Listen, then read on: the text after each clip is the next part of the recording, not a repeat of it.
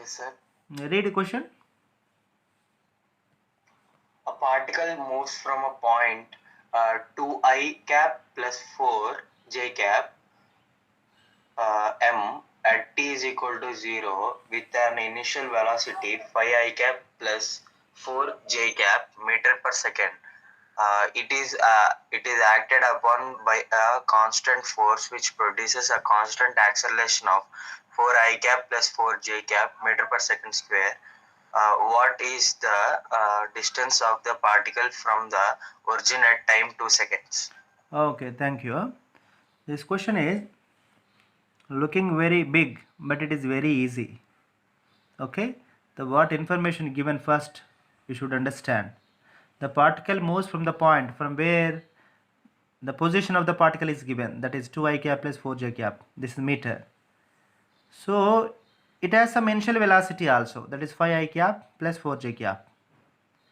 Now it is acted upon by a constant force, so that it will move with acceleration, means acceleration also given. So initial position given, initial velocity is given, acceleration given, and time also given. Simple formula, this is kinematic equation, S is equal to ut plus at square, no? So that formula we can use to solve this problem. But here vectors he has given.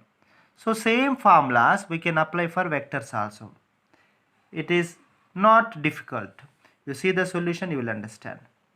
Very simply, the kinematic equation I have written in terms of vectors. I told before S is equal to ut plus of at square. It is general, we remember. S is the displacement, U is the initial velocity, T is the time, A is the acceleration. So where the initial position in that equation is at origin. But here the particle is at R0. It is at a distance R0 from the origin. So that is the reason R equal to R0 plus ut plus of at square. If you substitute t equal to 0, R equal to R0. Means at t equal to 0, the position of the particle is R0.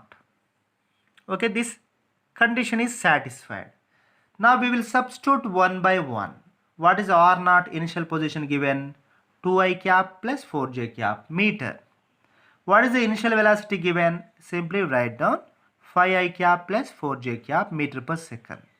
Acceleration 4I cap plus 4j cap meter per second square.